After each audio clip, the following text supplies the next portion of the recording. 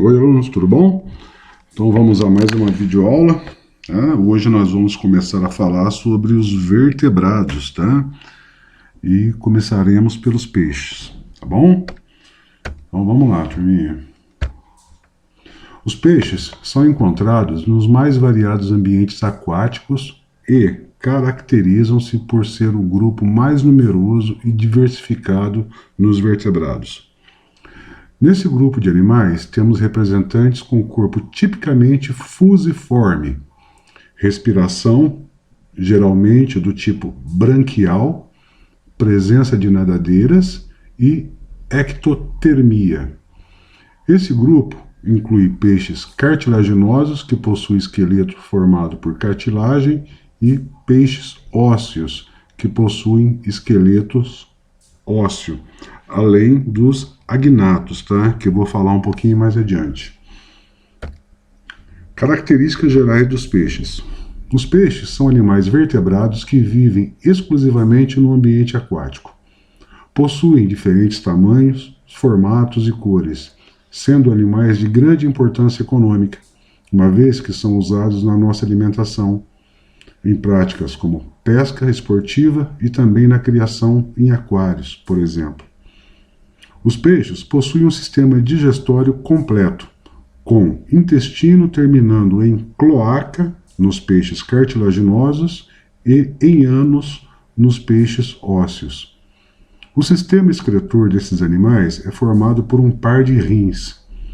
Nos peixes cartilaginosos é excretado principalmente ureia e nos peixes ósseos observa-se a eliminação de amônia.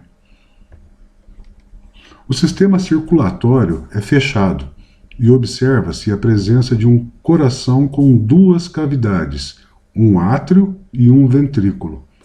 Nesse importante órgão bombeador de sangue, circula apenas sangue rico em gás carbônico, venoso, tá? Através de veias.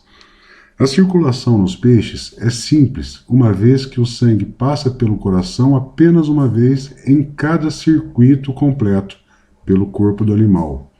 O sangue entra no coração pelo átrio, segue para o ventrículo e é bombeado em direção às brânquias, nas quais é oxigenado. Esse sangue é então levado para o corpo do animal. Não podemos deixar de citar os peixes pulmonados, tá? Também conhecido como dipnoi ou dipnóicos, tá? Atualmente, esse grupo apresenta apenas 6 espécies, os quais são encontrados apenas em águas doces da América do Sul, África e Austrália. A espécie de peixe pulmonado existente no Brasil é conhecido como piramboia.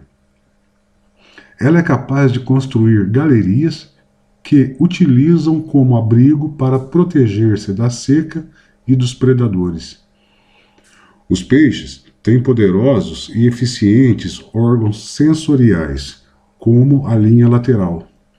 Essas estruturas, localizadas lateralmente no peixe, permitem que o animal consiga captar movimentos na água e, consequentemente, evitar predadores. Além das linhas laterais, os peixes contam com os lobos olfativos desenvolvidos, que permitem a percepção de cheiros, e com as ampolas de Lorenzini, que permitem a captação de correntes elétricas produzidas por outros animais. Essas ampolas são encontradas apenas em peixes cartilaginosos. Os peixes, de maneira geral, são animais ectotérmicos, ou seja, são incapazes de manter a temperatura do seu corpo constante utilizando mecanismos fisiológicos. Algumas espécies, no entanto, são capazes de manter partes do seu corpo mais aquecidas do que outras. É a heterotermia regional, conseguindo elevar a temperatura por meio da produção endotérmica de calor. Atuns e alguns tubarões apresentam essa capacidade. A reprodução dos peixes varia de grupo para grupo. Nos cartilaginosos, ocorre fecundação interna, Já na maioria dos peixes ósseos, ocorre fecundação externa. Nos peixes ósseos, pode-se observar, em algumas espécies, o desenvolvimento indireto com a formação de larvas e o desenvolvimento de uma fase denominada alevino. Adaptações dos peixes ao ambiente aquático. Para viver no ambiente aquático, os peixes apresentam grande quantidade de adaptações, destacando-se a presença de brânquias. Esses órgãos, em formato de lâmina e ricamente vascularizados, permitem a troca gasosa entre a água e o meio e o sangue do animal, o que constitui a respiração branquial. A água inicialmente entra pela boca, passa pelas fendas na faringe, segue para as brânquias e então sai do corpo do animal. Movimentos coordenados do opérculo e das mandíbulas permitem que a água chegue às brânquias. O movimento do nado também pode ser usado para garantir a ventilação das brânquias. Além da presença de brânquias, os peixes possuem um corpo com formato hidrodinâmico, que auxilia a movimentação na água. Normalmente, os peixes apresentam o corpo fusiforme, ou seja, alongado e com as extremidades afiladas, o que possibilita melhor natação. Peixes com formato fusiforme podem conseguir alta velocidade de natação.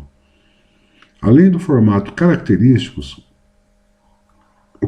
os peixes possuem grande quantidade de muco em sua pele, o que ajuda a diminuir o atrito com a água. O muco, assim como as escamas, também possui papel importante na proteção do peixe contra patógenos, né, contra parasitas que causam doenças.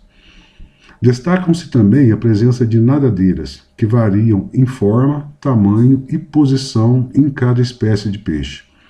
Essas estruturas possuem como principais funções manter o equilíbrio do peixe, ajudar na mudança de direção e profundidade e atuar como propulsoras, como é o caso da nadadeira caudal.